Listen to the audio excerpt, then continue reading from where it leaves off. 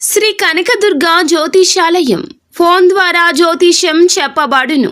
కుటుంబ సమస్యలు, వ్యాపార సమస్యలు, భార్యాభర్తల సమస్యలు, ఆరోగ్య సమస్యలు, సంతాన సమస్యలు, కోర్టు సమస్యలు, ఇలా మీరు ఎన్నో సమస్యలతో బాధపడుతున్నారా? ఒక్కసారి మా గురువు గారిని సంప్రదించండి. గురూజీ శివశక్తిరాజు. Phone number 9764639967. 100% స్త్రీ పురుష వశీకరణం చేయబడును. ధారాళంగా ఏడుస్తారు మీరు. ఏం జరగబోతుంది ఈ రోజున, ఎటువంటి ఫలితాలు అయితే కలగబోతున్నాయి తదితర అన్ని వివరాలు కూడా వీడియోలో తెలుసుకుందాము. వీడియో మీకు నచ్చితే తప్పకుండా లైక్ చేయండి. మీ లైక్ మాకెంతో సపోర్ట్ అండ్ ఎంకరేజ్మెంట్ గా ఉంటుంది. ఇక ఆలస్యం అనేది ఏ మాత్రము కూడా లేకుండా మనం ఈ వీడియోలోకి వచ్చేద్దాము. ముందుగా వీరి గురించి తెలుసుకోవడం చాలా ముఖ్యమండి. ఎందుకంటే లక్ష్మీదేవి స్వరూపులు ఈ రాశి జాతకులు. ఎదుటి వారిని కష్టాలలో ఆదుకోవడం, సాయం చేయడం, మంచి మనస్సుతో మాట్లాడడం, నవ్వులు వారి మోము మీద ఎంత కష్టమైనా ఎట్టి పరిస్థితుల్లో ఉన్నా కూడా పోయించడం, ఎదుటి వారి కష్టాలకు ఆపన్న హస్తాన్ని అందించడం, అంతేకాకుండా నేను ఉన్నాను అంటూ భరోసా ఇవ్వడం, అందరి మంచి కోరుకోవడం, త్వరగా పరిచయస్కులైనా పాత పరిచయస్కులైనా చక్కగా పొందికగా మాట్లాడడం ఈ రాశి జాతకుల నైజము. మేలు చేసిన వారిని జన్మలో ఇక మరచిపోరు. కొత్త వారిని, పాత వారిని అందరినీ కూడా ఒకేలాగా చూస్తారు. ఎవరికి ఇవ్వాల్సిన గుర్తింపు వారికి ఇస్తూ ఉంటారు. కానీ కొన్నిసార్లు మనోచాంచల్యత ఎక్కువ ఉంటుంది. మాట విషయంలో అప్రమత్తత ఈ రోజున అయితే చాలా అత్యవసరము. ఎవరికైనా మాట ఇచ్చే విషయంలో, ఎవరి మాట అయినా సరే వినే విషయంలో, మీరు మాట్లాడే విషయంలో కూడా ఈ రోజున తగిన జాగ్రత్త తప్పక తీసుకోండి. ఎప్పుడు కూడా ఖాళీగా కనిపించరు వీరు. ఏదైనా సాధించాలి అనే పట్టుదల మాత్రం అత్యధికంగా ఉంటుంది. అయితే ముఖ్యంగా ధనుసు రాశి వారి జాతకులు ఈ రోజు దినఫలాల ప్రకారం చూస్తే గనక ఖచ్చితంగా ధారాళంగా ఏడుస్తారు. ముఖ్యంగా రాత్రి 9:25 తర్వాత ఒక పెద్ద అశుభవార్త ఫోన్ ద్వారా వినబోతున్నారు.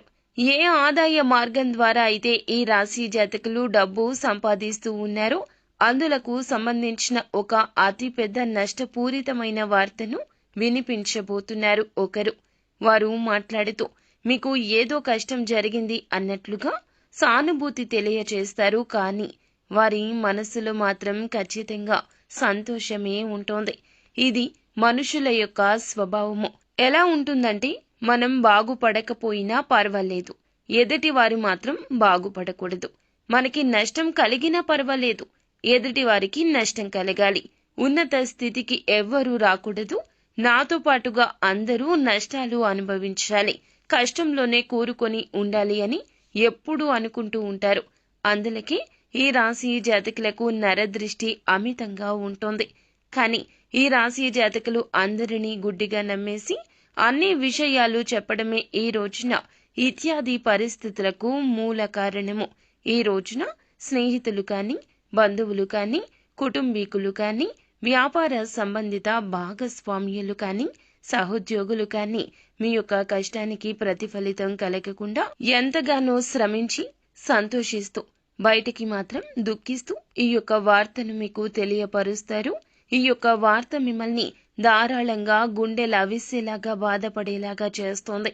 గుండెల్ని పిండేసే వార్త. కానీ వారికి మాత్రం అలా ఉండదు. ఎప్పుడైనా కూడాను మన కష్టం మనకి మాత్రమే తెలుసును. ఎదుటి వారికి అది అస్సలు తెలియకపోగా పరుష పదజాలాన్ని ఉపయోగించి చులకన చేసి మాట్లాడుతూ మిమ్మల్ని దెప్పి పొడవచ్చు. కానీ మీరు మాత్రం నిరాశ చెందొద్దు. పరిస్థితి అనుకూలంగా లేదు కావున ఇలా జరిగింది, కానీ భగవంతుడు మాత్రం మీ పైనే, మీ వైపే ఉన్నాడంటూ గుర్తుంచుకోండి. ఆశ్చర్యకర కార్యాలు తప్పక భగవంతుడు చేస్తూనే ఉంటాడు. దానికి కాలం కలిసి రావాలి. భగవంతునికి అసాధ్యమైంది ఏదేనూ లేదు కదా. ఈ రోజున కష్టం జరిగింది, ఇది ఒక పరీక్షగా భావిస్తూ మీ యొక్క తప్పులు తెలుసుకుని ముందుకు వెళ్లే ప్రయత్నం చేయాలంటూ నెమరు వేసుకోండి. ఏదో తెలిసి తెలియక చేసినటువంటి తప్పిదం మూలంగా ఇటువంటి శిక్ష మీకు పడిందంటూ పశ్చాత్తాపపడండి. అంతేకాని నిరాశ నిస్పృహలతో ఇక నా జీవితం ఇక్కడే ఆగిపోయింది అనుకుంటే జీవితంలో ముందుకి ఎలా సాగగలరు?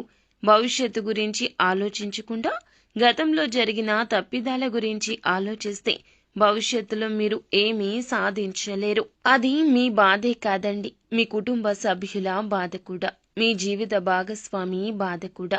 మీ యొక్క బాధను చూసి వారు తల్లడిల్లిపోతారు. ఈ యొక్క విషయాన్ని మీరు గ్రహించలేకపోతున్నారు. ఎప్పుడు కూడా మనకు మనసు చెప్పింది మనం వినకూడదు. మన మనసు ఏదైనా చెప్తుంది, కన్ను వెళ్ళిన చోటికి కాలు వెళ్ళకూడదంటూ మన పెద్దవారు ఎప్పటికప్పుడు చెప్తూనే ఉంటారు. కానీ మీరు ఏం చేస్తున్నారు అంటే అందరినీ గుడ్డిగా నమ్మేస్తున్నారు. ఎవరు ఏది చెప్పినా మంచికే అని భావిస్తున్నారు. వారు చేసే మాయలో పడిపోతున్నారు. ఇకనైనా ఆ మాయలో పడకుండా అప్రమత్తంగా ఉండండి. ఎప్పుడైనా మనం మేలు కోరుకునేది మన కుటుంబీకులు మాత్రమే. జీవిత భాగస్వామి, కన్న తల్లిదండ్రులు, సంతానం మాత్రమే మన యొక్క కష్టానికి విలువనిస్తారు. మిగతా ఎవరైనా కష్టానికి ప్రతిఫలితం రాకూడదంటూ లోపల 100 దండాలు పెట్టుకుంటారు. అయితే మీకు ఉన్న కీలక ఆదాయ మార్గం అది ఉద్యోగం కావచ్చు, వ్యాపారం కావచ్చు.